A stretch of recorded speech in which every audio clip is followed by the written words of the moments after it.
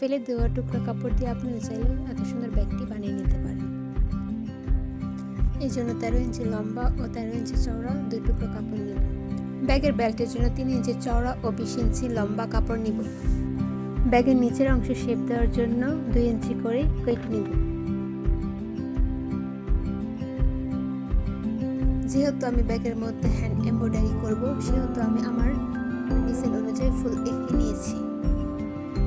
আপনারা আপনাদের পছন্দ অনুযায়ী ডিজাইন করে নিতে পারেন।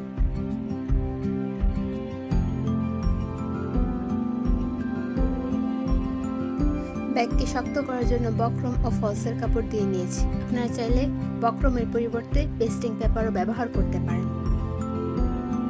ব্যাগে চেন লাগানোর জন্য চেনকে উল্টো করে রেখে তার উপর ফলসের কাপড় দিয়ে সেলাই করে নিন। এখন ব্যাগের চারদিকে সেলাই করে নেব। শুধু ফলসের এক অংশ বাকি রাখবো, যেন সহজে উল্টে নিতে পারি।